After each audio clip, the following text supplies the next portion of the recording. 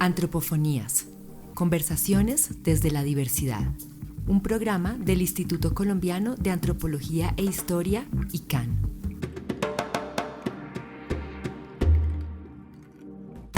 Hola gente, bienvenidos a este nuevo episodio de Antropofonías, el programa radial del Instituto Colombiano de Antropología e Historia. Hoy vamos a conversar sobre un trabajo pionero en la interpretación de la estatuaria de San Agustín. Se trata de una investigación que se basa en una metodología que usa elementos tanto de la etnografía como de la arqueología. Hablaremos sobre jaguares y chamanes, el texto de Héctor Llanos, profesor de la Universidad Nacional, quien publicó este análisis innovador hace justamente 30 años. Hoy quiero darle la bienvenida a Luisa Sánchez, profesora del Departamento de Antropología de la Universidad Javeriana, quien a partir de hoy nos va a acompañar por unos episodios en reemplazo de Ana María González, a quien esperamos tener pronto de regreso. Luisa, bienvenida a Antropofonías y un placer que nos acompañes. Hola Vladimir, muchas gracias por invitarme a este espacio. Estoy muy contenta de acompañarles y hoy estamos conmemorando los 90 años del Parque San Agustín, 80 años del Parque de Tierra Adentro y 30 años de la declaratoria como Patrimonio de la Humanidad de la UNESCO de estos dos. Por eso quisiéramos invitarlos a que consulten la página del Instituto Colombiano de Antropología e Historia, vean la agenda, las actividades que tienen programadas y también la iniciativa Parques con Memoria. Comunidades antropofónicas. En nuestra sección Comunidades Antropofónicas normalmente compartimos algunos testimonios de personas que viven en los territorios de los cuales estamos hablando, de investigadores e investigadoras que trabajan justamente sobre esos temas también. Y hoy, a propósito de San Agustín, quisiéramos compartirles el testimonio de Hernán Daza, un guía turístico de San Agustín, quien nos muestra cómo ha cambiado la interpretación a partir de los años 60 y poco a poco se ha ido abandonando esas viejas interpretaciones que pensaban que las estatuas de San Agustín eran dioses. Hoy la ciencia ya ha entrado a explicar que las estatuas no son dioses ni guerreros. Son chamanes con un conocimiento que está vivo en las culturas ancestrales, copanes, arhuacos, sionas, inganos y más adentro del Amazonas, del sur del continente. Y podemos sentir en cada escultura vibra la energía no de un pueblo, sino de diversos pueblos del sur de América.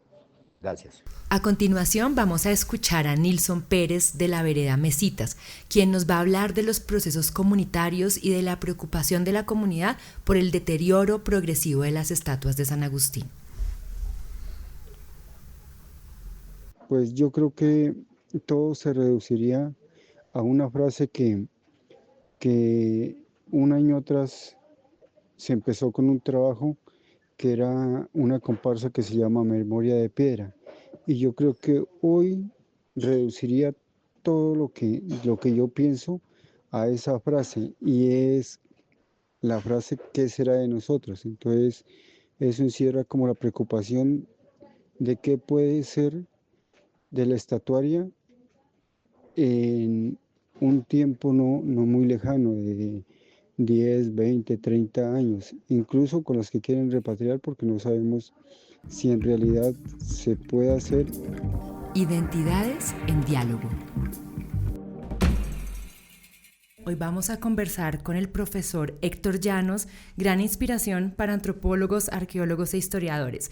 Héctor ya nos estaba contando quién es él, de dónde viene todo este bagaje de su formación, porque Héctor es arquitecto, dibujante, historiador, pero mejor que lo cuente él en sus palabras. Sí, gracias Vladimir, gracias Luisa por esta invitación, que es un maravilloso espacio de divulgación.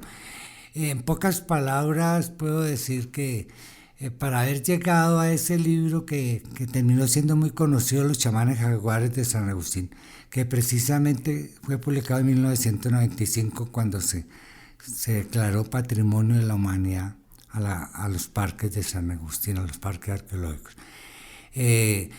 Tuve la oportunidad que cuando uno tiene 20 años no sabe para dónde va, pero por suerte entré a una facultad de arquitectura 3 años que, como les decía, me enseñaron a dibujar, porque es que los arqueólogos tienen muchas fallas con el dibujo, ¿cierto?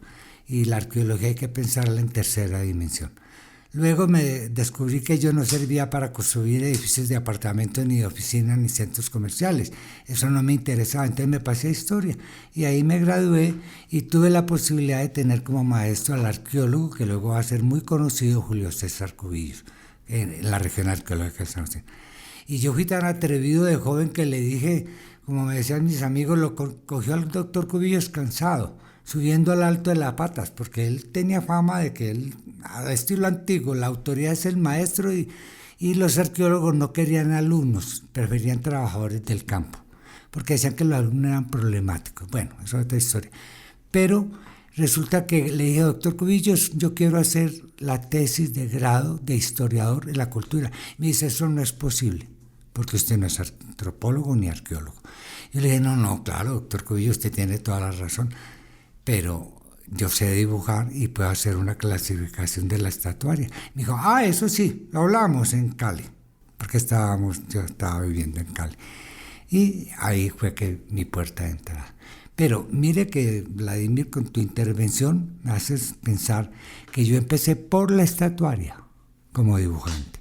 O sea, yo me sabía de memoria los ojos, lo que llevan en las manos, los collares, bueno, todo, porque me tocó tomar 100 pies de fotografía, en esa época eran negativos y luego copia en papel, para poder clasificarlas. Y fue la primera clasificación que se hizo formal, con la formación de arquitecto.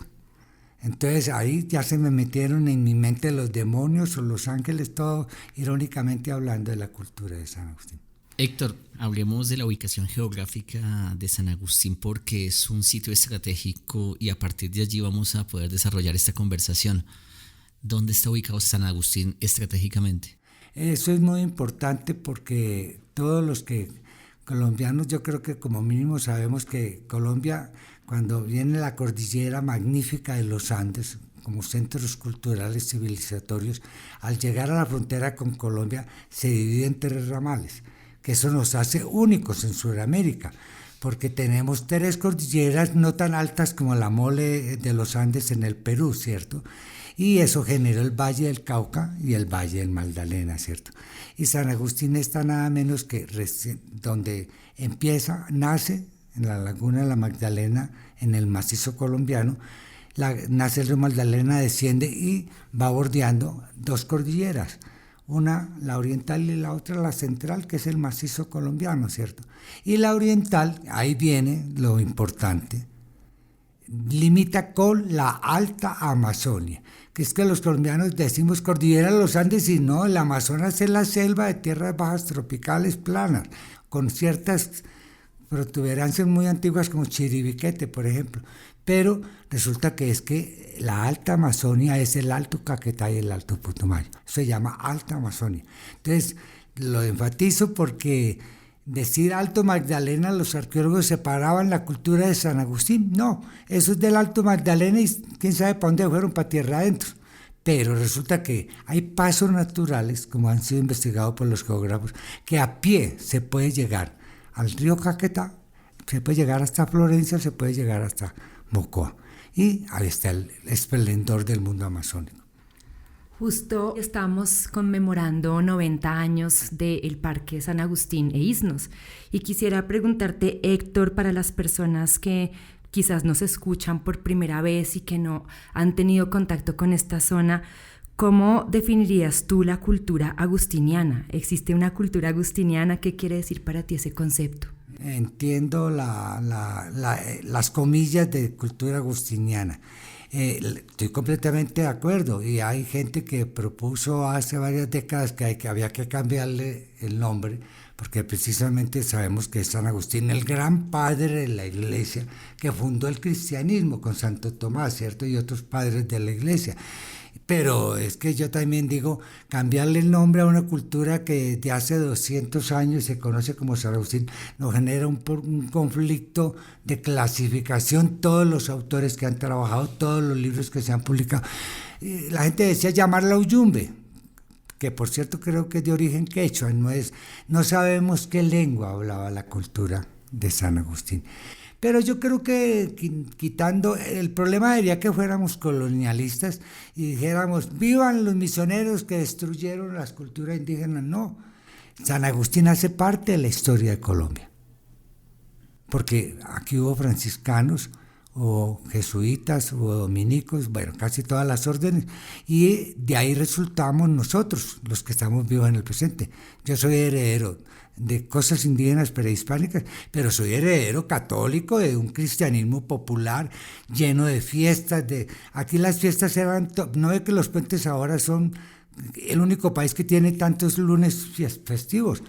Lo volvimos, de acuerdo a la sociedad capitalista, ferias, fiestas, maravilloso, pero antes eran fiestas de guardar religioso. Bueno, yo quisiera preguntarte sobre las estatuas que, como nos mencionabas, fue lo que te introdujo a esta cultura.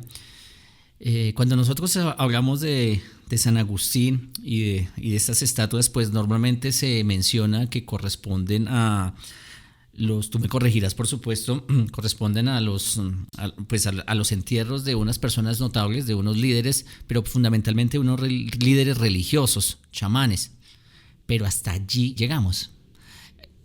¿Qué es lo que tú has podido avanzar frente a la interpretación de esas personas que estaban enterradas en esos montículos en San Agustín? En realidad yo quiero hacer una pequeña referencia porque yo no me inventé y usaste la palabra para mí más apropiada, chamán.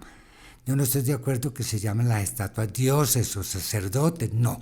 Eso es puro colonialismo, eurocentrismo de los investigadores pioneros de la región del sur del Alto Magdalena, ¿cierto? ¿Por qué lo digo? Tú me preguntas por qué llegué allá. Porque Preuss, que fue el pionero de la arqueología moderna, de 1913 estuvo en San Agustín y en el 14, y él fue el que propuso esto, teóricamente hablando. Para poder conocer estas estatuas, saber sus significados, tenemos que ir a conocer los mitos vivos. Y se fue para el Caquetá. Y una gran obra de él es la religión de los Huitotos, de los Muirmuinane. Y luego se va para la Sierra Nevada de Santa Marta como pionero y tenemos una de las mejores transcripciones de los mitos de la Sierra Nevada. En la época llamaban Cagabas. Entonces, en ese sentido, yo diría que yo retomo eso y de ahí en adelante todo el mundo le llamó la atención la estatuaria. Por eso se declaró, la UNESCO lo declaró bien imprescindible en la humanidad.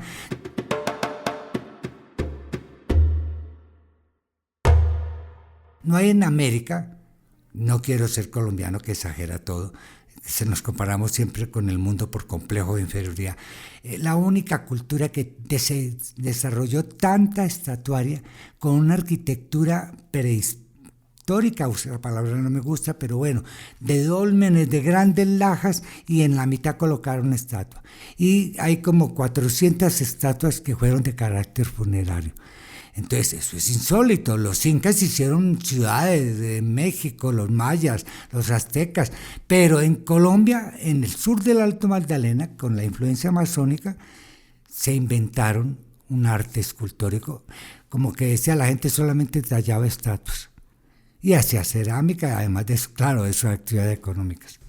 Tú nos decías entonces, hablábamos ahorita de las estatuas como algo único en esta región y en este mundo prehispánico. ¿Tú podrías de pronto contarnos qué se dice de por qué la gente dejó de tallar estatuas? Sí, muy buena pregunta porque los arqueólogos todavía no pueden darte una respuesta. Mi planteamiento, que yo digo hipotético porque en San Agustín hay muy buenas excavaciones, tenemos una cronología muy detallada. El problema no es de información empírica, el problema es que yo creo que nosotros estamos pretendiendo interpretar los cambios históricos prehispánicos con nuestra mentalidad occidental. Entonces, en ese sentido, la región arqueológica de San Agustín tiene un privilegio que es que la conocemos empíricamente, pero que produce un cambio social y económico en una cultura prehispánica que es diferente a Europa y a Norteamérica o a Occidente o a la China oriental, ¿cierto? No, eso es muy difícil. Eso de pronto tenemos que recurrir a los antropólogos que nos dicen cómo manejan ellos el tiempo y el espacio, que es muy diferente a cómo lo manejamos nosotros. Nosotros le imponemos esos conceptos. Y ahí viene, para responderte un poco hipotéticamente, que sabemos que hubo cambios climáticos, que eso, la modernidad permite conocer los cambios climáticos. Y coincide que cuando cambian los estilos alfareros, que eso es un cambio histórico, es una prueba empírica de cambio histórico, cambió el clima. Nosotros encontramos en Pitalito, en el Valle de la Hoyos, a orillas del río, la quebrada Cálamo, un sitio de vivienda, y en el siglo II antes de Cristo hubo una inundación, se desmadró la quebrada. Encontramos capas de arena que hicieron que se fueran. En ese periodo que fue con el cambio del formativo al clásico, que vino el esplendor de la cultura, el clima mejoró. ¿Qué es mejorar en un país tropical? Que no llueva tanto y que no haya veranos prolongados, ¿cierto? Que es lo que todavía estamos viviendo las consecuencias. Entonces, los indígenas cambiaron, pero ahí el cambio no fue radical. Siguieron construyendo tumbas parecidas, no muy profundas, con lajas de piedra. ¡Pum! Pero de un momento a otro empezaron a hacer montículos artificiales para enterrar a unos señores que tú llamas precisamente chamanes, de acuerdo a la estatuaria, que le colocaron una estatua al frente de su tumba y enterraron a sus parientes a los lados. Entonces, pero cuando viene el siglo VI, el clima vuelve a cambiar. Entonces, volvió a empeorar el clima, volvió a llover. Bueno, pero es una cosmovisión que se relacionaba necesariamente con otras culturas que estaban cerca y lejos. Cuéntanos cuál es esa aproximación que tú haces a las culturas próximas, pero también a esas culturas que están más abajo en la alta Amazonía, y particularmente con los Huitoto, que es el tema que trabajas en tu obra. Sí, bueno, eso yo cuando hablo estoy hablando con la herencia que recibí como arqueólogo de otros investigadores muy importantes, que no lo voy a mencionar porque no es el momento, pero te respondo después de esa aclaración de que el macizo colombiano no solamente es importante porque la llamamos la estrella fluvial, porque ahí nacen de los ríos más caudalosos de Colombia, ¿cierto? Pues fuera del Amazonas o de otros ríos que no nacen necesariamente en el macizo, pero tenemos unas características muy especiales, y es que tenemos los 3 pisos térmicos inmediatos. Ya lo otro es entrar en detalle a comparar que lo que te decía ahora, que en Mocó encontramos la cerámica más antigua de San Agustín del Alto Magdalena, la encontramos, me imagino, en el Piedemonte. O sea que San Agustín tuvo que ver con la Amazonia. Yo no voy a decir subieron o bajaron, eso todavía no es posible porque nos falta muchísima arqueología. Lamentablemente toda la alta Amazonia casi no sabemos nada. Nosotros fuimos de los pioneros que hicimos un recorrido de todo el Alto Caquetá, tomando muestras cerámicas, encontramos que había cerámicas tardías, que había cerámica antigua. El mundo indígena lo queremos resumir rápidamente y son miles de años de historia.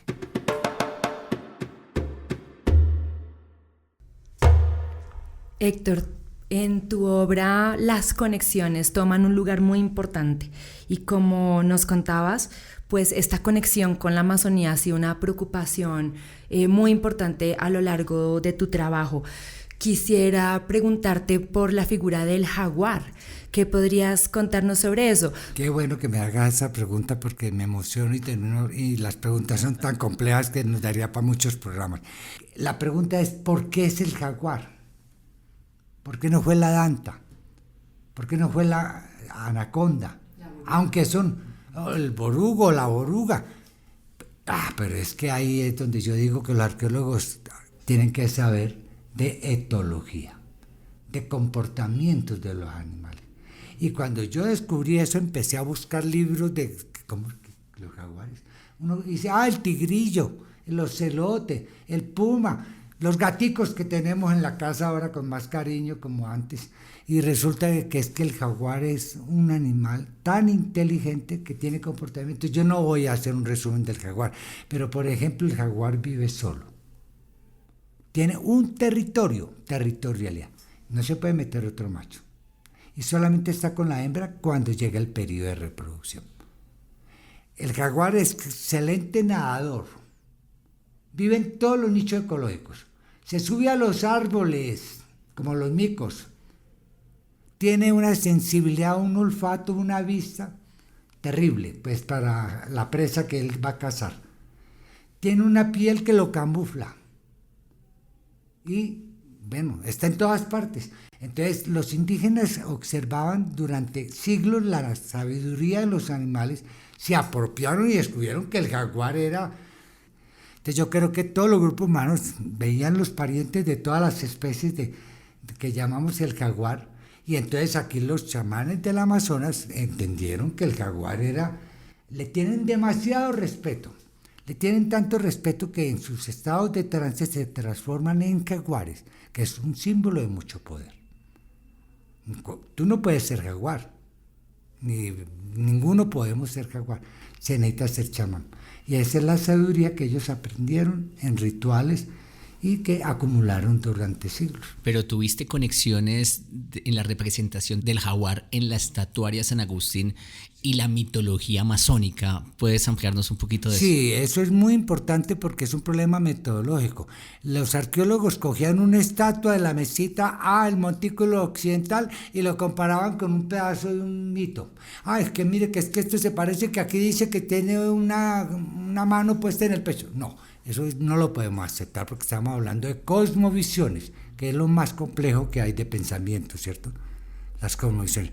Entonces, claro, yo propuse que no podíamos comparar una estatua con un dato de la crónica de Pedro, de Fray Pedro Simón. No, eso es equivocado científicamente porque eso es descontextualizar la información. Entonces, yo hice un estudio sistemático en lenguaje científico de toda la estatuaria y descubrí que había un personaje central que era ese señor que tiene cuerpo humano, que lleva coronas de plumas como las de los chamanes amazónicos, que lleva collares de chaquiras, que lleva brazaletes, que lleva narigueras, que lleva armas, que lleva un caracol y un palillo para mambear coca. Entonces, cuando yo ya comparé el sistema simbólico de la estatuaria, representado en piedra, y lo comparé, me tocó aprender de mitologías para hacer estudios sistemáticos y no comparar una estatua con un dato mítico, vivo, sino... vi que había coincidencia de sistemas de pensar. Quisiera preguntarte si en el mundo amazónico has visto también influencias de ese mundo más central o más andino, por ejemplo, en la mitología indígena amazónica, en la mitología Muru y Muina, si encuentras figuras o elementos simbólicos que también generen esa similitud. Luis, estás tocando temas demasiado maravillosos por la importancia. Mira, te resumo, aunque sea esquemático. Durante décadas la antropología americana y la arqueología siempre subvaloró el mundo de la Amazonia, porque eran selvas, salvajes, bárbaros, allá eso, la muerte, y hoy en día estamos diciendo todo lo contrario, ¿cierto? Pero bueno, entonces siempre bajaban de los Andes los civilizados, trabajábamos ese modelo etnocéntrico occidental de que los incas son más civilizados que los del Amazonas, y decían, no, es que los del Amazonas bajaron unos y poblaron esas selvas y lograron sobrevivir, eran unas culturas elementales, sencillitas, y resulta que después los arqueólogos como Lectro en el Perú encontró que era al revés. Y Lucho Lumbreras, que le decíamos cariñosamente al arqueólogo más importante que ha tenido el Perú, y él decía, subieron, y eso se está comprobando en Chavín de Huántar, que el felino está en la ciudad, en la cultura de Chavín, está en todas las culturas de la costa. Entonces la selva se engrandeció porque la yuca, en Chavín han encontrado representadas talladas matas de yuca, que es de tierra caliente. Entonces ahí viene de que la selva amazónica, que gracias a hoy en día ya no estamos diciendo esas barbaridades que se decía antes, de que Bogotá era la ciudad más civilizada por estar en el mejor clima de Colombia, no.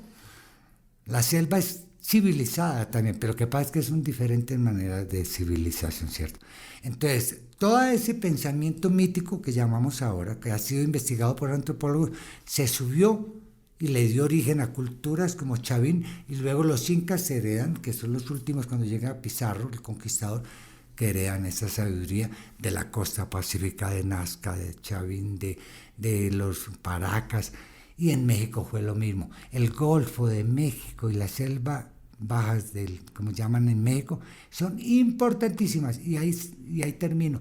Fue la gran civilización de los mayas, que estaba en medio de la selva, y los sudamericanos subvalorábamos a la Amazonia. Hoy en día sabemos que ahí está el origen de la vida y que si no la salvamos nos vamos a morir de pronto muy rápido.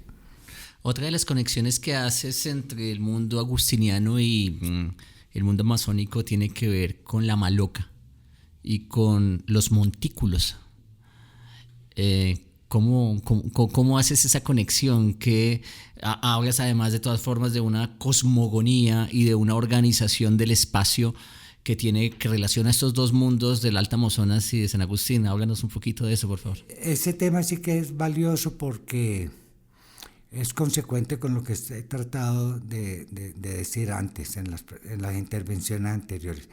El territorio cósmico, empecemos rápidamente, Vladimir, que creo que lo habíamos hablado antes. En el mundo amazónico los ríos son ejes cósmicos. O sea, cósmicos es como la Vía Láctea, ¿cierto? Que para nosotros la geografía es acá en la Tierra, no. El cosmos tiene el Sol, la Luna, la Vía Láctea tiene que ver con la Tierra y con otros mundos, ¿cierto?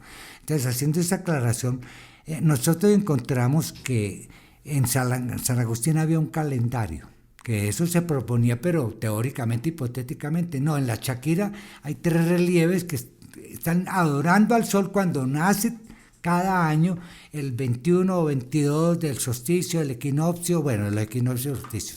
Y luego encontramos, cuando empezamos a decir, bueno, pero es que en el mundo amazónico hay algo que es el eje cósmico, las malocas, que son estas grandes casas comunales, rituales, y para vivir dentro de ellas, con las familias, ¿cierto? Y debería haber una maloca. Bueno, puede aparecer una planta de vivienda como maloca, ¿cierto?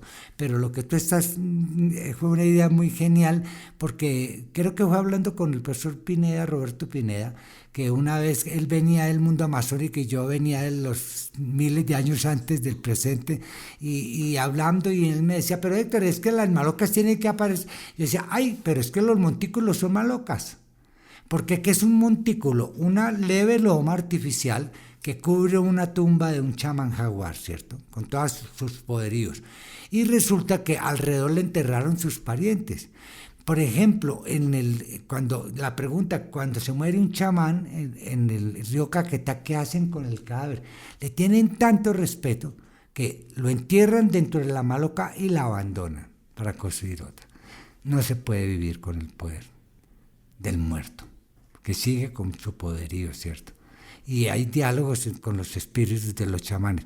Entonces, en San Agustín los montículos nos coincidían, una cúpula, un techo, que es el montículo, cubriendo la tumba de un chamán, y al frente símbolos de poder, que en el mundo amazónico se tallaron estatuas. Lo que pasa es que eso se perdió por la cuestión misionera, ¿cierto?, de los religiosos. Pero a las malocas de los Muruminanes tenían las Canare, estatuas talladas de madera, porque es que en la Amazonas no hay rocas, no hay piedras. En Chiribiquete sí, o en la Lindosa, pero en el río Caquetá no hay piedras. Hay rocas muy antiguas abajo, pero las piedritas que encontramos para que los indígenas las tallaran no hay. Entonces no podían hacer estatuas en piedra, y había una masculina y otra femenina, y las colocaban a la entrada. La maloca tiene 2 entradas, una al este y otra al occidente. Y eso, los montículos nosotros encontramos, todos estaban orientados con respecto al sol. Todos. No hay ni uno que mire hacia el occidente. El señor que está enterrado está mirando al sol y está como en las malocas.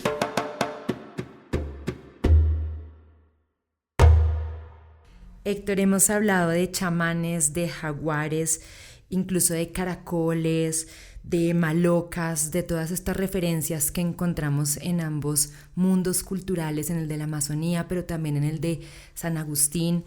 quisiera preguntarte por las plantas de poder, porque muchas veces también asociamos o en las interpretaciones que hemos hecho de esa estatuaria también hay veces pensamos que estas figuras del doble yo o que ciertos símbolos concretos o ciertos modelos de la estatuaria podrían hacer referencia a esas plantas de poder.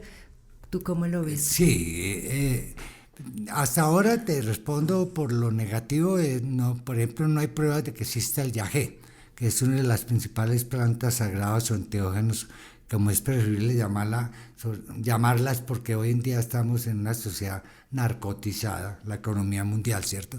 Entonces, haciendo esa aclaración, no se ha encontrado ni pruebas de un relieve que diga este es el bejuco del yagé. No, pero sí hemos encontrado pruebas de la coca, el caracol para mampear, como se necesita para producir la reacción química, ¿cierto?, en la boca. Pero, digamos, yo creo que directamente no es, de pronto ni la sembraban ahí, y si consumieron yagé, el yagé no se da en San Agustín, en el Alto Magdalena, es en la selva. Entonces la comerciaron, la intercambiaron, o de pronto sus parientes vivían en la selva. Es lo que no sabemos, ¿cierto? Entonces hay pruebas indirectas, pero además que esas pruebas de enteógenos, de plantas sagradas que permiten alterar o modificar o trascender la conciencia, que esa es una maravilla. Nosotros sufrimos porque nuestro inconsciente nos atormenta, porque lo reprimimos. Los indígenas no reprimen lo que nosotros llamamos inconsciente. Ellos sueñan despiertos, y eso la gente lo puede experimentar todavía con el yagé. No se pierde la conciencia y tú entras en una dimensión entre ves luces, ves animales, ves de acuerdo a tu inconsciente, ¿cierto? Entonces, en ese sentido, pero la iconografía, la oca felina, eso está, eso es un chamán con colmillos, es porque alucinó y pudo entrar en contacto con el espíritu de los jaguares. No, pero hay un mito también, hay un elemento simbólico muy importante en el Amazonas y es la anaconda, que se remite a los mitos de origen. Qué bueno que menciones la anaconda porque el jaguar es masculino. Okay. Entonces, es la gran madre. Imagínate, le gana al jaguar. La anaconda no solamente la madre de todos los seres humanos, sino de los animales también. Y hay algo que te menciono, aunque te voy a responder directamente en la anaconda. La madre es el agua, son los ríos, es la lluvia, y es la fuente de lavapatas. La fuente de lavapatas, ahora vamos a hablar de eso. No hay felinos. Entonces surgió la pregunta, ¿por qué no hay? Si por todas partes hay chamanes, jaguares. Bueno, pero te respondo la anaconda.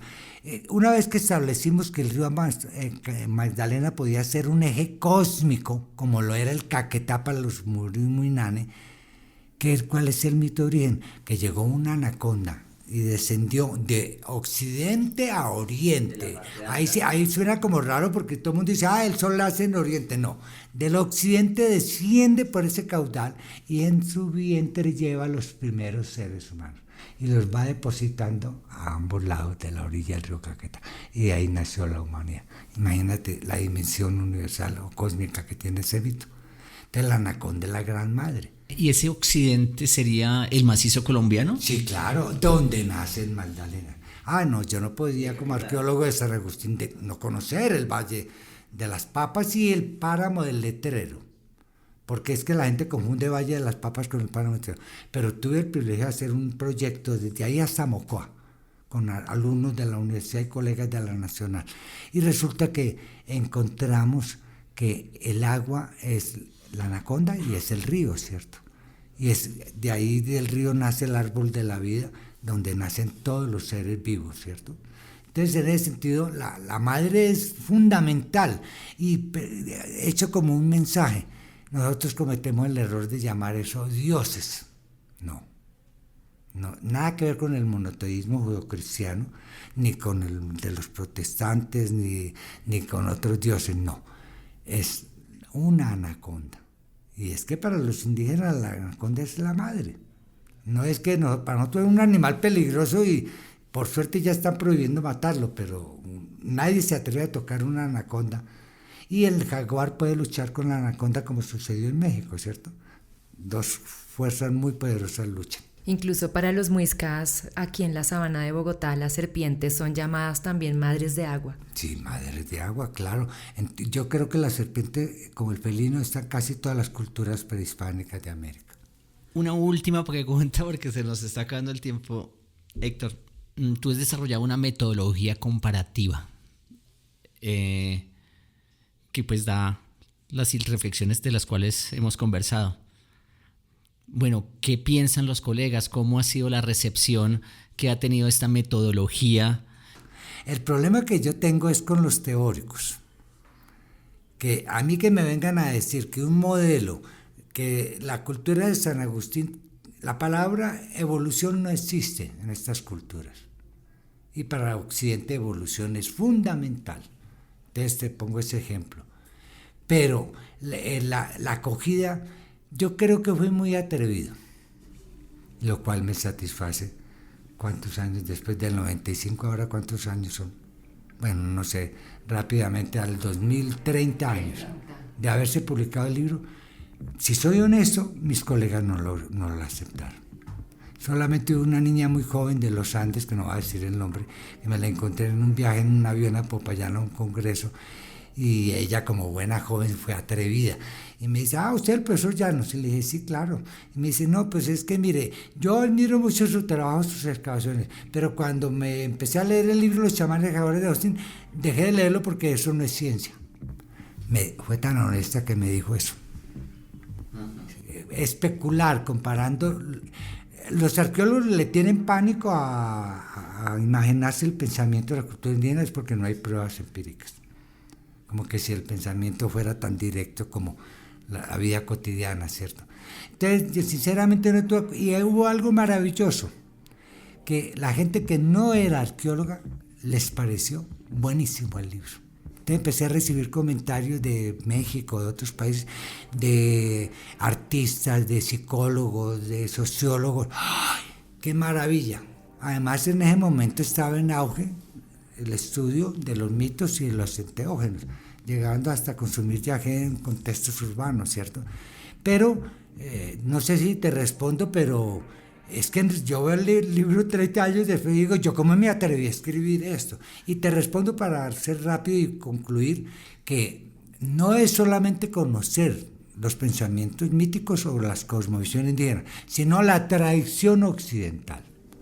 Eso fue lo que me llevó a valorar los mitos, porque es lo contrario de la tradición occidental. Qué gusto, Héctor, haberte tenido aquí con nosotros y celebrar también los 30 años de ese trabajo que tiene el valor de haberse atrevido a proponer, y creo que eso vale la pena resaltarlo. Fue muy agradable volver también a conversar y a que tú nos recuerdes el valor que tiene encontrar conexiones entre el mundo material y lo mítico, entre la vida cotidiana y los rituales, entre regiones, entre territorios, entre tradiciones alfareras, incluso entre cambios mayores como el clima y otro tipo de expresiones como puede ser también la estatuaria. Entonces te agradezco mucho por esta conversación y ojalá volvamos a tenerte por acá. Muchas gracias, Luisa y Vladimir, porque me dan la oportunidad de hablar de lo que más me gusta, porque es mi vida. En la conducción les acompañamos Luisa Sánchez y Vladimir Montaña. Sonido directo, video y masterización, Julián Morales. Redes sociales, Silvia Aragón. Edición y coordinación general, Vladimir Montaña.